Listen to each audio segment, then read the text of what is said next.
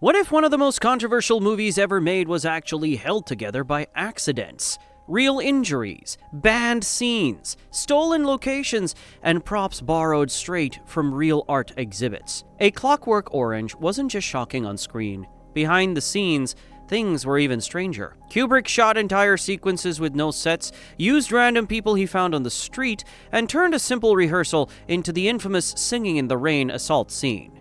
Even the eye clamp torture, that was real, painfully real. From dangerous improvisations to hidden influences that shaped Alex's iconic look, the chaos happening off-camera was just as wild as what audiences saw on it. So let's dive into 20 weird, unsettling, and unbelievable facts about A Clockwork Orange you probably didn't know. Fact number 1, the film was shot almost entirely without sets. Kubrick didn't want to waste time or compromise authenticity by building elaborate sets for A Clockwork Orange. Instead, he scouted real locations all around London, choosing modernist homes, stark concrete estates, underground tunnels, and futuristic public buildings that perfectly matched the film's disturbing, hyper-stylized world. Their sharp lines and bold architecture gave the movie an eerie, almost otherworldly feel without a single custom set being constructed. Many of these places were so visually striking that audiences assumed they'd been designed specifically for the film. In reality, Kubrick simply had an eye for unusual spaces that carried their own unsettling energy. His decision not only saved time and budget, it helped ground the movie in a warped version of real life, making its dystopian atmosphere even more chilling and unforgettable. And because Kubrick used so many real places, even some of the strangest scenes had surprising real-world origins. Fact number 2, the Korova milk bar mannequins were created for the film. Those striking female sculptures in A Clockwork Orange weren't existing artworks at all. They were created specifically for the film by sculptor Liz Moore, who drew inspiration from the provocative, fetish-influenced style of artist Alan Jones. Stanley Kubrick wanted the Korova milk bar to feel surreal, bold, and unsettling. And Moore's human furniture designs captured exactly that with their sleek mannequin-like forms. Although their aesthetic echoed the controversial energy of Jones's work, Moore's pieces were entirely original to the production, crafted to match Kubrick's precise vision. Their presence became one of the film's most memorable visual signatures, transforming the Korova milk bar into an icon of pop art surrealism and leaving a lasting imprint on both cinema and contemporary design. But Kubrick wasn't just using props, he was borrowing people too. Fact number 3, some extras were just random people Kubrick found on the street. Kubrick became famous for his meticulous planning, but on A Clockwork Orange, he occasionally embraced pure spontaneity. To save time and capture genuine unfiltered reactions, he would sometimes approach ordinary people who happened to be walking near the filming locations. Without auditions, rehearsals, or even much explanation, he asked them to step into background shots or brief scene moments. Their natural confusion, stiff moments, or amused curiosity often added a surprising layer of realism to the film, creating moments that no trained extra could replicate. This guerrilla-style approach fit perfectly with the movie's chaotic, unpredictable energy. Instead of polished, rehearsed performances, Kubrick got reactions that felt raw and unstaged, exactly the kind of authenticity he believed would make the dystopian world feel more disturbingly real. It also allowed for unexpected, almost serendipitous moments to emerge, keeping both the cast and crew alert and flexible. By blending meticulous design with spontaneous human behavior, Kubrick reinforced the unsettling, unpredictable tone that has kept audiences captivated for decades, and that spontaneity led directly to one of the film's biggest controversies. Number 4, most of the slang nadsat came from real Russian words. The strange, slang-filled vocabulary Alex and his droogs use in A Clockwork Orange wasn't random gibberish or invented purely for style. Author Anthony Burgess created it as a hybrid language called nadsat, blending English with Russian words and bits of Cockney and Gypsy slang. He wanted the speech to feel youthful, rebellious, and slightly futuristic, something familiar enough to understand, yet foreign enough to be unsettling. The word droog, for example, comes directly from the Russian word for friend, giving the gang's dialogue an eerie linguistic twist. Burgess designed nadsat to prevent the violence in the story from feeling too literal or sensationalized. By filtering brutality through strange, rhythmic slang, he forced readers and later viewers to process the world on a psychological level rather than a purely visceral one. Kubrick loved this choice and preserved it almost entirely in the film. The result is a timeless, unforgettable dialect that still feels unique decades later. And speaking of unsettling, one moment in the film wasn't scripted at all. Fact number 5, the singing in the rain scene was improvised. During rehearsals for one of the film's most infamous scenes, nothing felt right. The energy was off, the menace wasn't landing, and Kubrick kept searching for that extra layer of unsettling contrast. Then, out of sheer boredom and instinct, Malcolm McDowell began casually dancing and singing Singing in the Rain. The moment instantly clicked. Kubrick's eyes lit up. He knew this bizarrely cheerful tune laid over brutal violence would create exactly the chilling dissonance he'd been looking for. Kubrick immediately rewrote the entire sequence around McDowell's improvisation, transforming an ordinary rehearsal into one of cinema's most disturbing musical moments. But the inspiration came with a price. The studio had to negotiate costly rights, fees to use the song, and legend has it, the approval only came through because Gene Kelly never realized how it was being used. The result, however, became one of the film's defining and most unsettling creative choices. But that wasn't the only moment where McDowell accidentally shaped the movie. Fact number 6, Malcolm McDowell got real injuries during filming. Malcolm McDowell's commitment to A Clockwork Orange came at a steep physical cost, from taking blows that left him with cracked ribs during fight scenes to enduring the infamous Ludovico treatment. He pushed his body and his limits again and again. Each moment of pain was captured on film, contributing to the raw intensity and realism that defined the movie. His willingness to fully inhabit Alex, no matter how extreme the scene, made the character both magnetic and terrifying. One of the most harrowing injuries occurred during the eye torture scenes. While filming the Ludovico treatment, a doctor holding the speculum accidentally slipped between takes, scratching McDowell's cornea. The accident caused real pain and risk, yet he stayed professional, delivering a performance that remained as unnerving as it was unforgettable. Beyond the eye injury, McDowell endured long hours of physical strain, repetitive takes, and psychologically taxing material that tested his stamina and resolve. These sacrifices helped cement his portrayal of Alex as one of cinema's most iconic and disturbing characters, a performance remembered for its fearless intensity and commitment to authenticity. Speaking of that eye-opening device, fact number 7, the eye speculum was real, and McDowell had to be physically held down. Stanley Kubrick's obsession with realism reached terrifying extremes during A Clockwork Orange. For the Ludovico treatment scenes, he insisted on using a genuine medical speculum, which kept Malcolm McDowell's eyelids forcibly open. This meant McDowell literally couldn't blink, leaving his eyes exposed to harsh studio lights and causing severe dryness, irritation, and constant pain throughout filming. To keep the actor safe and prevent permanent damage, a real doctor stood by at all times, carefully administering drops between takes to lubricate his eyes. Even with this precaution, the experience was grueling and intense, adding an authentic physical suffering that translated directly onto the screen. The result was a performance so hauntingly realistic that it remains one of the most disturbing and unforgettable sequences in cinematic history. But Kubrick's obsession with realism didn't stop there. Fact number 8, Kubrick refused to use fake nudity censorship. When the MPAA demanded that certain explicit scenes in A Clockwork Orange be blurred or obscured, Kubrick refused to compromise his vision. He was determined to preserve the unsettling impact of the film's most provocative sequences, knowing that censoring them outright would dilute the story's power. Instead of giving in, he used his meticulous eye for detail to subtly re-edit frames and adjust timing, creating shots that technically satisfied the censors without losing any of their shocking effect. This clever manipulation of pacing and composition was classic Kubrick, turning restriction into artistry. By carefully controlling every angle, every cut, and every second on screen, he maintained the film's intensity while navigating the studio and regulatory pressures, and the result was a version that remained as provocative and uncompromising as he intended, proving that his mastery extended not just to storytelling, but to outsmarting censorship itself. Yet even after approval, controversy still followed. Number 9. The film was banned in the UK by Kubrick himself. After multiple reports of viewers imitating violent acts from A Clockwork Orange, Stanley Kubrick was deeply disturbed. Concerned about the potential real-world consequences of his film, he took the extraordinary step of personally requesting that it be withdrawn from distribution in the United Kingdom.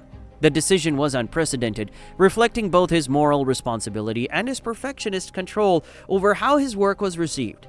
As a result, the film remained unavailable in the UK for nearly 3 decades, only returning to cinemas and home release long after Kubrick's death. The ban only added to the movie's mystique, cementing its reputation as a controversial and powerful work of art. By removing itself, Kubrick ensured the audiences would encounter the film on his terms, preserving the intense impact he had intended while grappling with its unforeseen societal repercussions. And even during production, Kubrick was already stirring trouble. Fact number 10. Kubrick shot scenes with almost no permits. Stanley Kubrick was famously meticulous and controlling on set, but he also had a surprisingly guerrilla approach when it came to location shooting. Rather than securing permits or waiting for approvals, he would sometimes arrive at public spaces with his actors and camera crew, film the unnecessary scenes, and leave before anyone could intervene. This bold, almost clandestine method allowed him to capture authentic urban energy without the restrictions of official oversight. The contrast between his extreme attention to detail in the studio and his impromptu public shoots revealed a fascinating duality in Kubrick's approach. He was a director who demanded absolute control, yet knew when to embrace spontaneity, creating moments of realism that felt uncontrived. It was a technique only Kubrick could pull off, a blend of planning, audacity, and instinct that added another layer of authenticity to his films. But despite his tight control, one actor wound up having a major influence. Fact number 11. McDowell helped shape Alex's iconic look. Alex DeLarge's unforgettable outfit didn't come entirely from Kubrick. Malcolm McDowell played a direct role in its creation. During early rehearsals, McDowell arrived wearing part of his own cricket uniform and a bowler hat, testing out a look he felt matched the character's twisted charm. Kubrick immediately saw the potential and began refining the idea. Building on McDowell's suggestion, Kubrick added elements like the codpiece and intensified the stark, all-white aesthetic. The result was a costume that perfectly blended innocence with menace, turning Alex's appearance into a visual symbol of his unpredictable, gleeful brutality. The collaboration cemented one of the most recognizable villain designs in film history. Another iconic element also had an unexpected origin. Fact number 12. Alex's fake eyelash was done wrong by accident. One of Alex DeLarge's most unsettling visual trademarks. The single long eyelash was actually a happy accident. The makeup team mistakenly applied it to his lower eyelid instead of the upper, creating an unusual, almost insect-like effect. Rather than correcting it, Malcolm McDowell embraced the odd placement, recognizing how it added an extra layer of creepiness to his character. Stanley Kubrick, ever the perfectionist, immediately agreed with the choice. The misplaced eyelash became an essential part of Alex's look, emphasizing his disturbing charm and unpredictable nature. What could have been dismissed as a simple mistake instead became one of the film's most iconic and memorable design details, demonstrating how serendipity sometimes shapes cinematic genius. Not all accidents were harmless, though. Fact number 13. The cat lady's house was filled with real art, worth a small fortune. For A Clockwork Orange, Kubrick didn't rely solely on props or replicas. He borrowed genuine sculptures and paintings from private collectors to dress the sets. Every piece was expensive and irreplaceable, adding a tangible weight and authenticity to the film's unsettling environments. The crew, already navigating complex choreography and chaotic fight scenes, had to exercise extreme caution to avoid damaging the priceless artworks.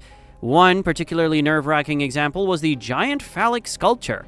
Its size and precarious placement made it especially dangerous during rehearsals and filming. Crew members recall holding their breath during every take, worried a misstep could ruin the sculpture, and potentially the shoot. The tension underscored Kubrick's commitment to visual impact, blending real art with cinematic chaos to create a world that felt both disturbingly real and meticulously crafted. That sculpture had a bizarre story of its own. Fact number 14. The phallic statue became an unplanned weapon on set. The oversized phallic statue featured in A Clockwork Orange carried an unexpected twist during filming. Although originally created as an art piece, Kubrick decided to repurpose it in one of the movie's most chaotic moments. Malcolm McDowell swung it with exaggerated force during the fight scene, turning a polished decorative object into a symbol of the film's strange blend of elegance and violence. Kubrick reportedly told the crew that the contrast was too perfect to pass up. By transforming the sculpture into a makeshift weapon, he heightened the unsettling collision between high art and raw brutality, a visual choice that became one of the film's most darkly humorous and iconic images. Kubrick also wasn't above sneaking in personal touches. Fact number 15. Alex's strange mouth popping was completely improvised. One of the film's oddly memorable moments, Alex suddenly popping his mouth open like a baby bird waiting to be fed, wasn't in the script at all. The scene had begun dragging on, and Stanley Kubrick was visibly growing bored on set. Sensing the dip in energy, Malcolm McDowell decided to liven things up by acting completely ridiculous. He leaned in, opened his mouth with an exaggerated feed me gesture, and popped it toward the camera purely as a joke. Instead of cutting or resetting, Kubrick burst out laughing and immediately insisted they keep it. That spur-of-the-moment bit of silliness ended up adding a weird, unsettling layer to Alex's character, a reminder of how McDowell's spontaneous humor often shaped the final film. That spontaneous moment wasn't the only unconventional element in the film. Even the music went through its own unusual evolution. Fact number 16. Wendy Carlos created hours of unused electronic music. Wendy Carlos didn't just create original synthesizer compositions for The Clockwork Orange. She also reimagined classical works, including pieces by Beethoven, as electronic experiments. She recorded multiple full versions of these classics using the Moog synthesizer, exploring eerie textures and unsettling rhythms that could amplify the film's psychological tension. However, Stanley Kubrick was notoriously exacting and unpredictable. He used only small snippets of these recordings, often swapping them out at the last minute to better fit a scene's mood. As a result, the treasure trove of unused tracks exists, showcasing Carlos's full creative range. These recordings reveal haunting interpretations of familiar compositions, blending traditional melodies with futuristic electronic sounds. Over time, they've become a fascinating glimpse into the collaborative process between Kubrick and Carlos, and they highlight how the director's perfectionism shaped The Clockwork Orange's unforgettable auditory experience. For fans of film, music, and electronic experimentation, these unused tracks are a haunting reminder of what might have been heard, and they underscore Kubrick's obsession with achieving the perfect sonic atmosphere. Kubrick wasn't just picky, he was obsessive. Fact number 17. Kubrick shot over 50 takes of simple dialogue scenes.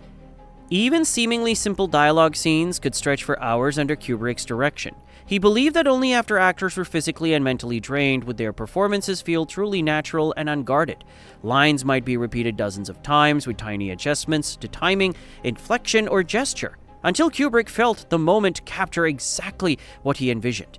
Malcolm McDowell later joked that the real villain of A Clockwork Orange wasn't Alex or any other character. It was Kubrick's relentless perfectionism. This intense approach could be exhausting, but it also produced performances that were raw, precise, and unforgettable. Actors often left the set physically tired, yet creatively exhilarated. They knew they had been pushed to the limits of their craft. Kubrick's exacting methods became legendary, contributing not only to the film's polished, disturbing aesthetic, but also to the mythos of him as a director who demanded absolute commitment from everyone on set. His obsession with control and precision ensured that every scene, no matter how mundane it seemed, became a meticulously crafted piece of cinematic art. That perfectionism extended even to props. Fact number 18. Alex's weird eyelash was chosen because Kubrick was terrified of it. Stanley Kubrick admitted he had a personal fear of the large, intimidating eyelash that Malcolm McDowell wore for Alex's look. Rather than avoiding it, he insisted the character include it, believing it would create a subconscious sense of unease in the audience. Kubrick said the exaggerated lower lash makeup added a layer of menace I couldn't invent, making Alex simultaneously alluring and terrifying. By channeling his own fear into the design, Kubrick turned a simple cosmetic choice into a defining feature of the character. The unsettling effect of the lashes contributed to Alex's iconic, almost otherworldly presence, cementing him as one of cinema's most memorable and disturbing villains. It was a small detail that carried enormous psychological weight, proving Kubrick's mastery of visual storytelling. And Alex's lashes weren't the only thing that caused issues. Fact number 19. The mask in the opening robbery scene was a last-minute swap. Kubrick was notoriously particular about every visual element, and the masks for the film's gang sequences were no exception.